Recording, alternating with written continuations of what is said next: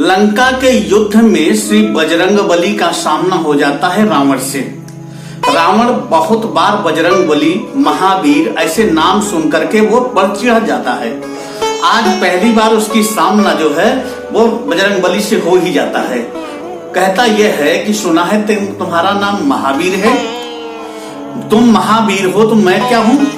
बजरंगबली बोले कि आप जो हैं आप जानते हैं। आप कौन है यह बताने के लिए मैं यह युद्ध मैदान में थोड़ी ना आया हूं। कह नहीं ऐसा है कि आप हमारे बारे में तो कुछ जानते होंगे, कहन हम आपके बारे में जान चुके हैं। कहन क्या? कहन वही है ना जो पूछ में आग लगवाए थे, हम आपको जान चुके थे। आपके बल को, बुद्धि को, सबको मैं जान चुका हूं। अब रावण बड़ा क्रोधित, उसको तो अपेक्षा था कुछ हमारे गुणगान करेगा। इतनी बार हमने शीश अर्पित किया है, हाँ, इतने देवताओं से, इतने लोगों से आशीर्वाद प्राप्त किया है, लेकिन यहाँ क्या? यहाँ तो वो चीज बताई जा रही है। बड़ा क्रोधित हो जाता है। उसने कहा कि अपने आप को महावीर समझते हो? कहें हम समझते नहीं ना, हम कुछ हैं। जो आप लोग कह देते हो हम मान लेते हैं, सिरोधार्य कर लेते हैं। इसका मतलब संसारियों ने आपका नाम महावीर रखा, महावीर आप नहीं है। कहें मैं हूं या ना हूं, इससे क्या फर्क पड़ता है? अरे लंकेश, आप युद्ध लड़ने आए हो, युद्ध लड़ो। ये कहां की बेकार की बातों में उलझा रहे हो? कि नहीं ऐसा है कि आज तुम अगर महावीर हो तो हमारा तुम्हारा पहले परीक्षण ही हो जाए। चलिए महाराज, जैसी आपकी इच्छा। युद्ध स्थल पे, युद्ध मैदान में आप परीक्षा लेना चाहते हैं, मर्जी आपकी। हम परीक्षा से भागने वाले कहाँ हैं? रामदूत कहाँ से भागेगा भाई? तो क्या हुआ, कौन सी परीक्षा लगी महाराज? उन्होंने कहा कि देखो ऐसा है कि एक मुठ्ठी मैं तुम्हें मारूंगा, एक मुठ्ठी तुम मुझे मारो, फिर देखते हैं किसके मुष्टि प्रहार में दम है, कौन किसका सह पाता है। हनुमान जी मुस्कुरा पड़ते हैं। अरे रावण को ये क्या सूझ रहा है? उन मन में विचार करते हैं कि ऐसा क्यों कर रहे हैं। हनुमान जी बोले अगर आपकी यही इच्छा है तो आप इस इच्छा को भी पूरी कर लीजिए, क्योंकि हमारे यहाँ मृत्यु के समय व्यक्ति की अंतिम इच्छा पूछी जाती है, और आप तो अपनी अंतिम इच्छा तो स्वयं बता रहे हैं। अब रावण जो क्रोधित हुआ ना, अब उसके क्रोध का तो कुछ बात ही नहीं रह गया।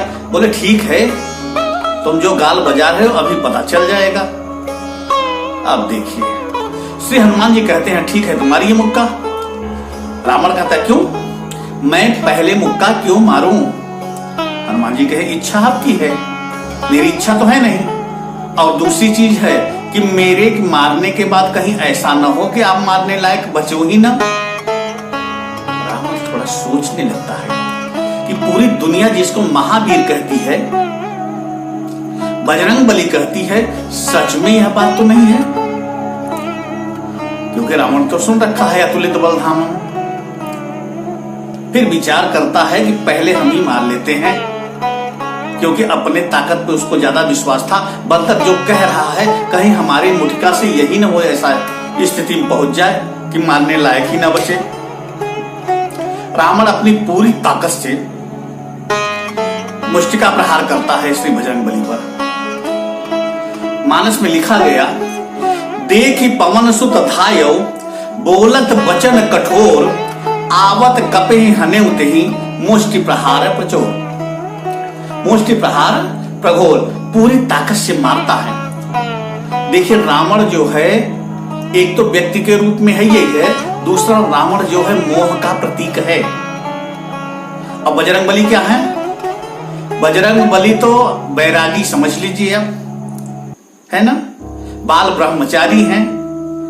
तो बैरागी को मोह कितना सता पाएगा? मोह का प्रभाव तो पड़ेगा।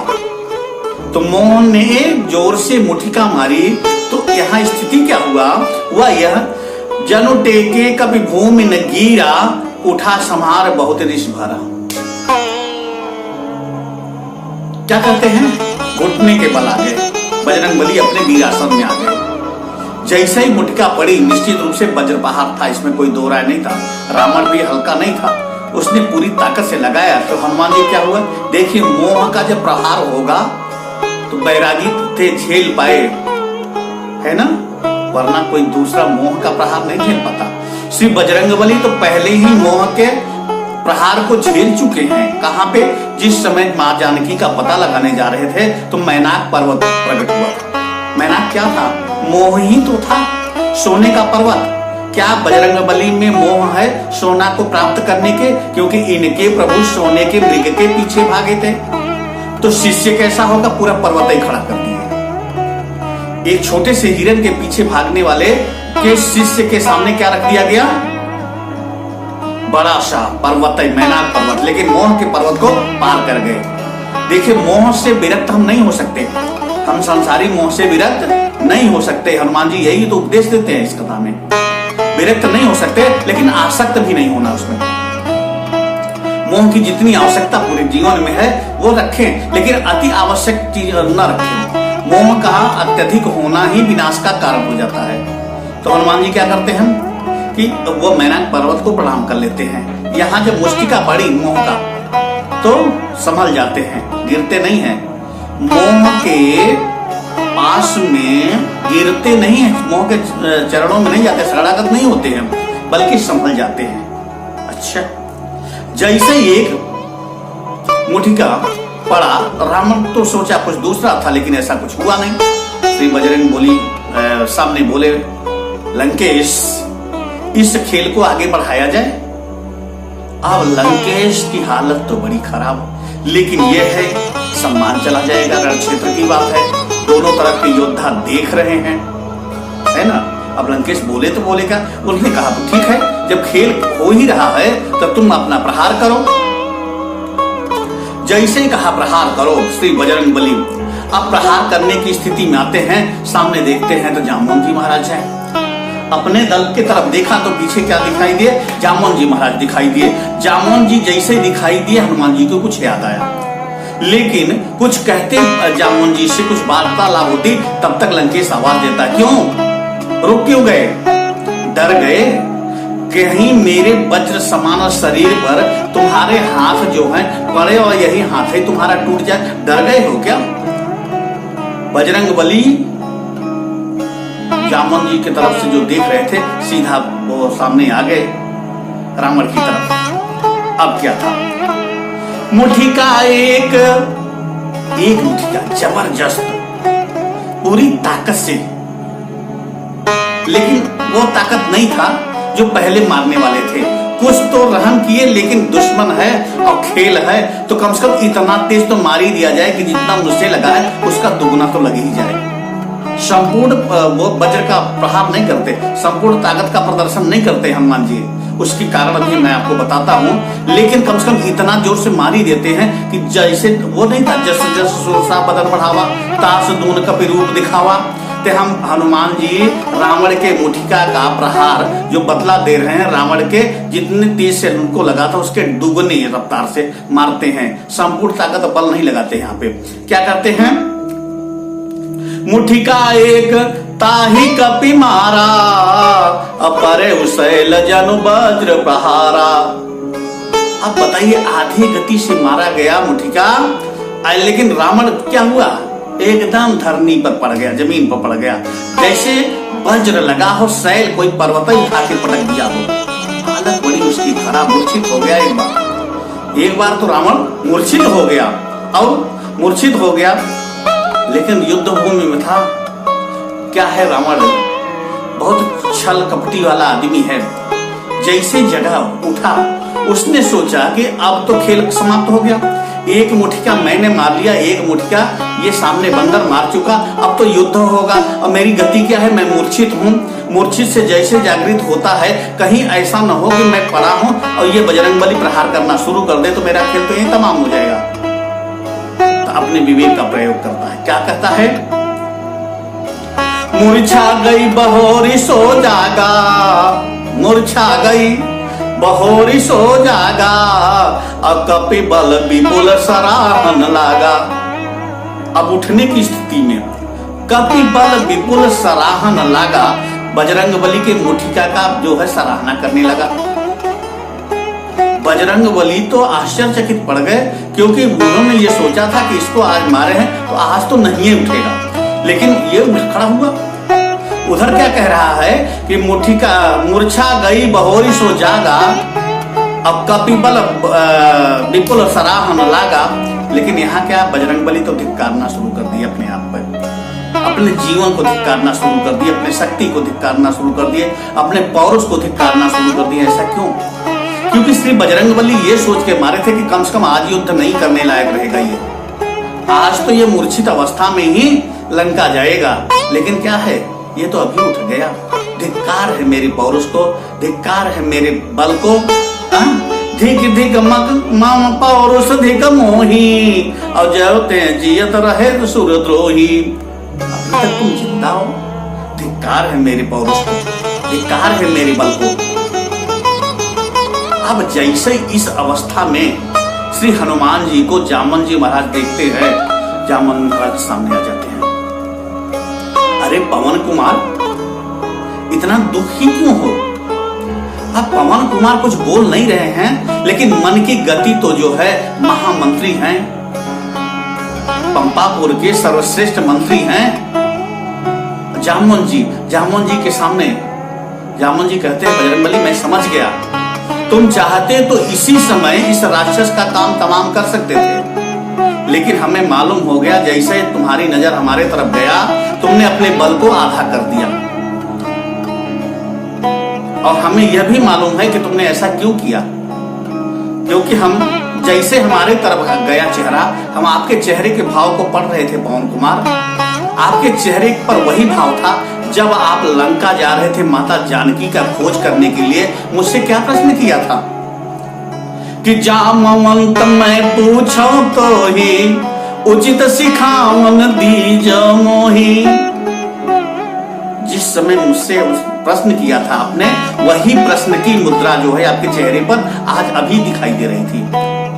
मैंने क्या कहा था उस समय कि आप जाइए केवल पता लगा के आ जाइए, और आपने कहा था पता लगाने से क्या होगा, रावण का क्या होगा।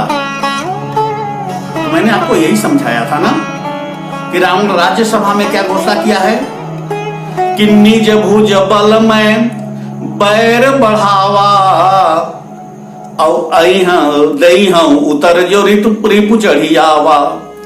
अपने भुजाओं के बल पर मैंने बैर बढ़ाया है, और जब शत्रु आएगा तो उसको मैं अपनी भुजाओं के बल पर ही उत्तर दूंगा।